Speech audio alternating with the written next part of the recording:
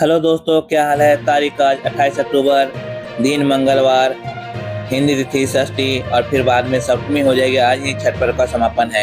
आइए अब मुख्य समाचारों में देश भर की तमाम बड़ी खबरों पे एक नज़र डालते हैं। हेलो दोस्तों, तारीख आज 28 अक्टूबर, दिन मंगलवार, हिंदी तिथि षष्ठी। मैं सुरेंद्र आपके पास हाजिर हूँ देश दुनिया की तमाम बड़ी खबरों के साथ। तो चलिए दोस्तों, वीडियो को शुरू करते हैं। भारत 55 नए सैन्य उपग्रह लॉन्च करेगा, जिसमें रक्षा क्षेत्र में बड़ा बदलाव आने की संभावना है। तेलंगाना की एक फैक्ट्री में धमाके में 8 लोगों की मृत्यु हो गई, सतर्कता बढ़ाई गई। प्रधानमंत्री मोदी की जल्द त्रिनाद यात्रा की खबर सामने आई है, विदेश नीति पर ध्यान केंद्रित। भारत चीन के बीच 5 साल बाद सीधी उड़ानें फिर से शुरू, कोलकाता के गुएगांझू ने नई उड़ान भरी। बंगाल, उड़ीसा और आंध्र प्रदेश में चक्रवात मोथा का अलर्ट जारी, सेना को स्टैंड बाय पर रखा गया, भारी बारिश की संभावना। सुप्रीम कोर्ट ने भारत ने पाकिस्तान को फटकार, कूटनीतिक तनाव बना रहा।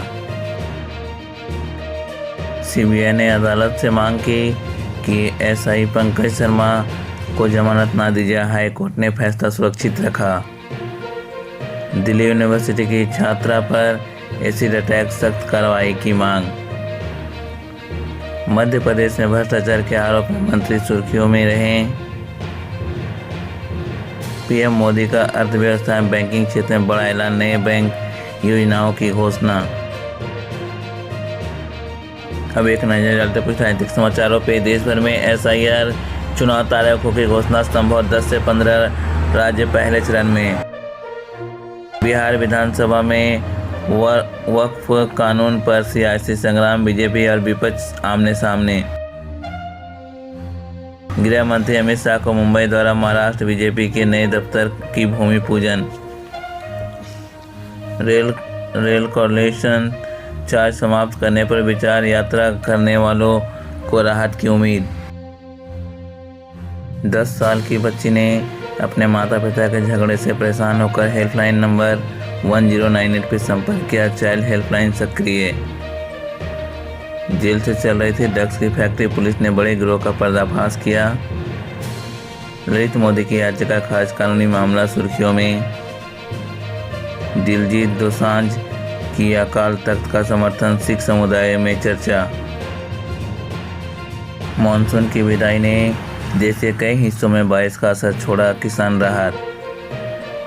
मौसम विभाग ने अगले 3 दिनों के लिए कई क्षेत्रों में भारी वर्षा की चेतावनी दी है।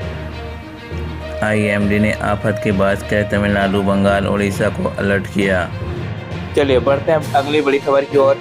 आज मंगलवार 28 अक्टूबर 2025 को देश भर में सभी बैंक बंद नहीं रहेंगे, बल्कि केवल बिहार और झारखंड राज्यों में बैंकों की छुट्टी है। आरबीआई के हॉलीडे कैलेंडर के अनुसार इस दिन छठ पूजा, उषा अर्घ के चलते इन राज्यों के बैंकों में कामकाज नहीं हो पाएगा, इसलिए आरबीआई ने बिहार झारखंड के बैंकों में छुट्टी की घोषणा की है।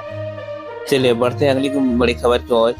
आज छठ पर्व का समापन हो गया। छठ पर्व 2025 देश के कई राज्यों में बड़ी धूमधाम और श्रद्धा के साथ मनाया गया, जिसमें मुख्य रूप से बिहार, उत्तर प्रदेश, झारखंड, छत्तीसगढ़, पश्चिम बंगाल और दिल्ली सहित अनेक जगहों पर विशेषकर आयोजन देखे गए। बिहार में छठ पर्व की सबसे ज्यादा भव्यता देखने को मिली। यहाँ के घाटों, तालाबों और नदियों की सफाई हुई, विशेषकर सजावट की गई।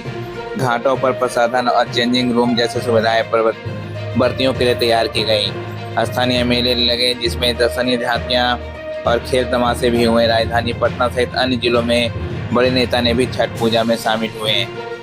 उत्तर प्रदेश के वाराणसी, प्रयागराज, लखनऊ, नोएडा आदि जगहों पर भी गंगा और गोमती के किनारे छठ पर्व धूमधाम से मनाया गया। वाराणसी और प्रयागराज के घाटों पर लाखों श्रद्धालु एकत्र हुए। सरकार द्वारा घाटों पर विशेषकर व्यवस्थाएं की गई। लखनऊ के में मुख्यमंत्री योगी आदित्यनाथ ने गोमती नदी के तट पर जाकर सूर्य को अर्घ दिया और नागरिकों को शुभकामनाएं दी।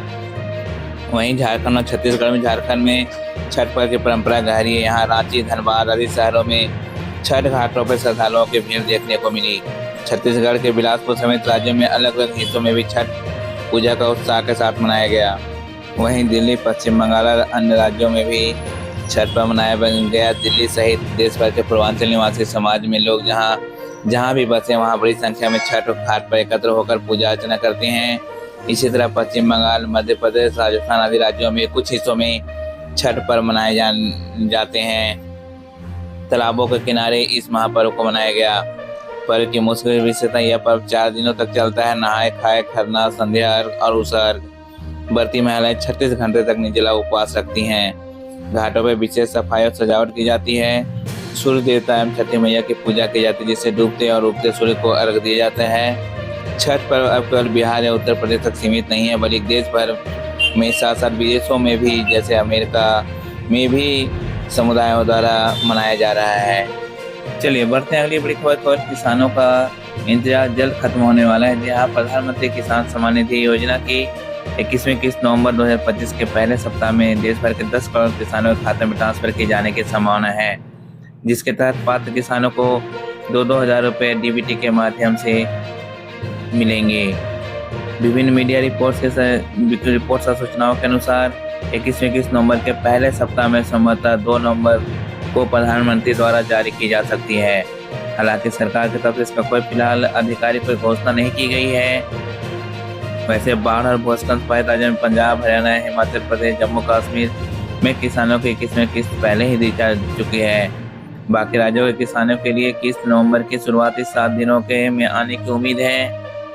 चलिए बढ़ते हैं अगली बड़ी खबर पर। भारत सरकार पहली बार फरवरी 2026 में अखिल भारतीय घरेलू आय सर्वेक्षण शुरू करने जा रही है, जिसका उद्देश्य देश के हर घर की आय के स्रोतों और स्तर का विस्तृत डाटा जुटाना है। इस राष्ट्रीय घरेलू आय सर्वेक्षण NHIS को सांख्यिकी और कार्यक्रम कार्यान्वयन मंत्रालय के तहत राष्ट्रीय सांख्यिकी कार्यालय NSO द्वारा संचालित किया जाएगा। यह फरवरी 2026 में शुरू होगा और पहली बार वेतन, व्यवसाय, कृषि, संपत्ति, पेंशन आदि अन्य स्रोतों की जानकारी एकत्र की जाएगी। पूर्व परीक्षण का अभ्यास सत्र अगस्त 2025 के देश में क्षेत्रीय कार्यालयों में हो चुका है, जिसका प्रश्नावली का स्पष्टता और स्वीकारता जांची गई। चलिए बढ़ते हैं अगली बड़ी खबर पर। 2025 में अमेरिका में आने जाने वाले यात्रियों के लिए एयरपोर्ट सुरक्षा पहले से कहीं ज्यादा सख्त कर दी गई है। अब यात्रियों की तस्वीर और चेहरा अनिवार्य रूप से स्कैन किया जाएगा, जिससे हर व्यक्ति की यात्रा का रिकॉर्ड की जा सके। अमेरिकी हवाई अड्डों पे ऑटोमेटिक एंट्री सिस्टम लागू हो रहा है, जिससे आपकी फोटो और बोर्डिंग पास स्कैन करने पर ही प्रवेश मिलेगा। फेशियल रिकॉग्निशन टेक्नोलॉजी के जरिए हर यात्री का चेहरा रिकॉर्ड किया जाएगा। ये सुविधा विदेश यात्रा करने वाले यात्रियों के साथ साथ अमेरिकी घरेलू यात्रियों पर भी लागू हो चुकी है। मई 2025 से रियल आईडी अनिवार्य है, जिसमें बिना रियल आईडी या वैध पासपोर्ट कोई भी घरेलू फ्लाइट नहीं पकड़ सकता। यात्री को अपना पहचान पत्र, पासपोर्ट और सभी जरूरी डॉक्यूमेंट तुरंत चेक करवानी होंगी। डिजिटल आईडी, बायोमेट्रिक ऑथेंटिकेशन और सुरक्षा डाटा का रिकॉर्ड लंबे समय तक सुरक्षित रखा जाएगा। चलिए बढ़ते अगली बड़ी खबर पर। दिल्ली में वायु प्रदूषण को नियंत्रित करने के लिए 1 नवंबर 2025 से राजधानी में बाहर के पंजीकृत गैर BS6 मानक वाणिज्यिक मालवाहक वाहन के प्रवेश पर पूरी तरह रोक लगा दी जाएगी। यह आदेश वायु गुणवत्ता प्रबंधन आयोग CAQM के निर्देश और दिल्ली परिवहन विभाग द्वारा सार्वजनिक नोटिस के अनुसार लागू होगा। किस वाहन पर रहेगी रोक? दिल्ली के बाहर पंजीकृत किए हुए सभी कमर्शियल मालवाहक वाहन BS6 उत्सर्जन मानक का पालन नहीं करते अब 1 नवंबर से दिल्ली में प्रवेश नहीं कर पाएंगे। CNG और LNG इलेक्ट्रिक वाहनों को छूट मिलेगी। दिल्ली में पंजीकृत कमर्शियल मालवाहक वाहन BS6 डीजल गाड़ियां और 31 अक्टूबर 2026 तक BS4 डीजल गाड़ियों को अस्थायी राहत दी गई है। साथ ही खबरों का सिलसिला यहीं समाप्त होता है। इसी तरह से देश दुनिया की तमाम बड़ी खबरें, स्पोर्ट्स न्यूज, मौसम संबंधी जानकारी, राशि फलादी सभी जानकारियों को देखने के लिए अभी हमारे चैनल SVTV ऑफिशियल को सब्सक्राइब करें। सब्सक्राइब करने के साथ साथ बेल आइकन को जरूर प्रेस कर दें, ताकि इस तरह की जो भी वीडियो मैं लेकर आऊँ उसकी नोटिफिकेशन आप तक यूं ही आती रहे। तब तक के लिए आपको नमस्कार, बाय बाय, जय हिंद, जय भारत।